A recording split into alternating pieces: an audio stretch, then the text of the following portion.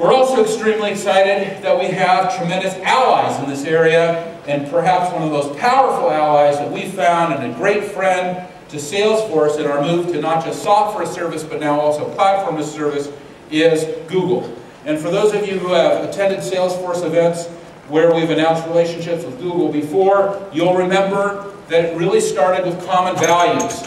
It was really that Salesforce was able to align with Larry Brilliant and the Google Foundation to really say, okay, how do we develop companies based on common values?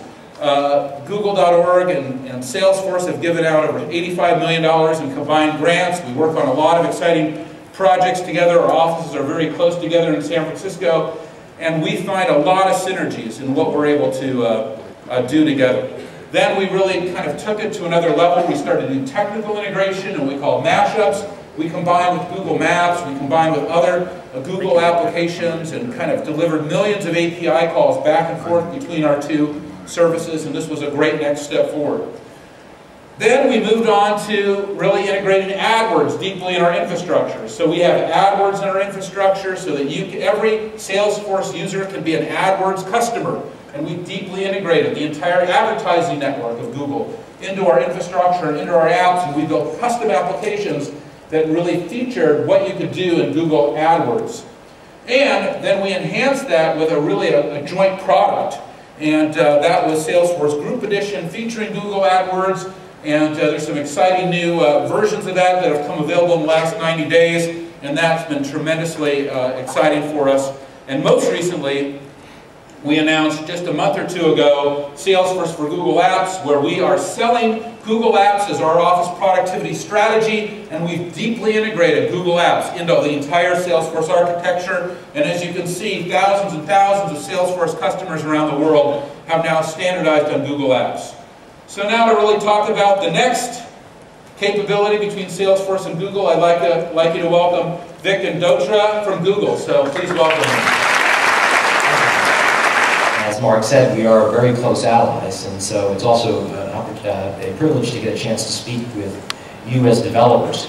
Before I begin, though, let me just tell you a quick story. While I was very excited to partner with Salesforce.com, I wasn't as excited about being on stage with Mark. You know, Mark's kind of a very tall guy. I'm not. I can step off the stage, Vic. No, it's okay. So I talked to my wife, and she says, Vic, I've got the solution. Wear long vertical stripes. It'll make you look taller. And I said, oh, that's great. You can't imagine my disappointment this morning when I saw Mark walk in, also with vertical stripes. So, it canceled the whole effect. Anyway, let me talk about another kind of canceling effect. You know, one of the reasons we wanted to talk with you is because, like Salesforce.com, Google also believes in this vision of software as a service. After all, both Salesforce.com and Google were really born on the web. We are native web speakers, you might say. And so we deeply believe in this architectural model of delivering value to customers. But there are also some very serious challenges that lay ahead in moving this overall web platform forward. And I'm going to talk to you just very briefly about some of these challenges and how together we're working to solve these. But in order to do that, I'm going to ask you to kind of just step back with me over a very quick 30-year history. Mark had a slide earlier that touched on these same themes, but let me highlight these problems, these canceling effects that developers have faced over the past 30 years, and why we believe we're on the cusp of solving some of these challenges. You know, if you go back 30 years to the age of the mainframe, it was a very interesting time. We had massive compute power for its day in those mainframes, but that power was not very accessible. For those of you who are old enough to do coding and earn a living during those days, you recognize that, you know, getting access to that mainframe was a challenge. You didn't have your own mainframe. And if you were fortunate enough to be employed by a company that had a mainframe, your time slice on that mainframe was very, very limited. Think about deploying software in that era.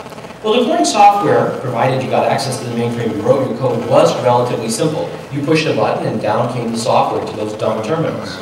But that came with a trade-off. Those terminals were very, very limited in their capability. Along came the PC era, and in many respects, those trade-offs we made completely reversed. The personal computer made computing accessible at the cost of some power.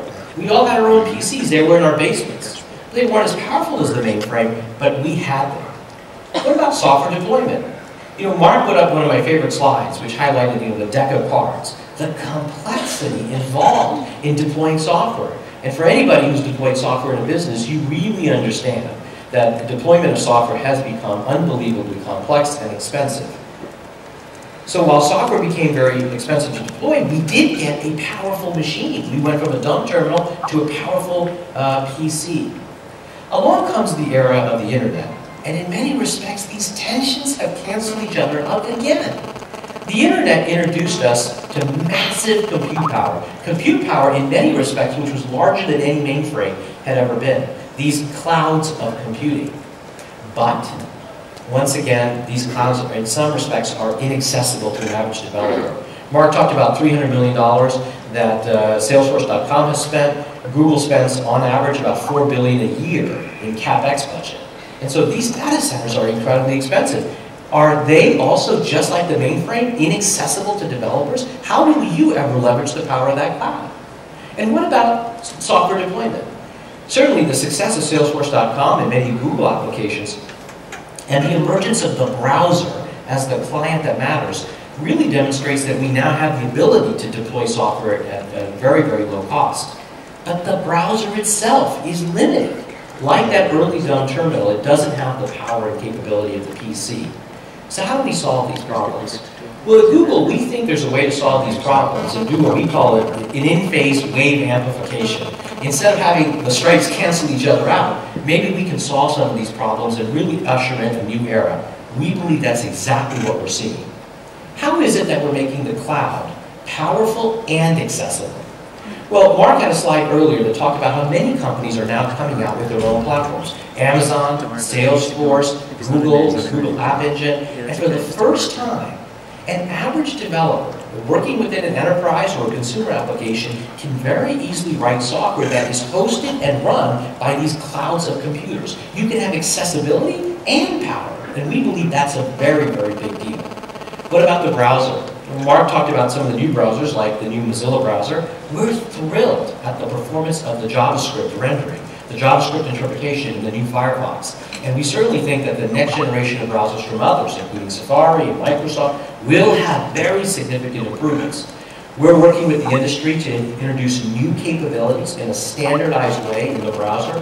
Things like Google Gears that you may have heard about that give that browser the ability to have offline capabilities along with many, many other capabilities. And so we think the whole industry is moving in a very accelerated pace forward. That underlying platform is becoming more capable, and those trade-offs that we formerly had to make are going away. Just very briefly, I should also point out, for many of you who are looking at that slide and saying, well, you have the cloud and you have clients. Vic, you forgot to talk about connectivity. Obviously, that's super important. Over the past 30 years, we have seen a revolution in connectivity. How many of you remember your first 300 baud modem? 1200 baud modem. I remember when it got crazy, I got a 9600 baud modem. And now we take it for granted that either in a business or in a consumer scenario at home, you can expect multi-megabyte per second connections, or even on the wireless side, right, we expect 3G and up. I just got back from Japan, picked up a phone there from one of the markets, 7.2 megabits per second to your phone. Unbelievable.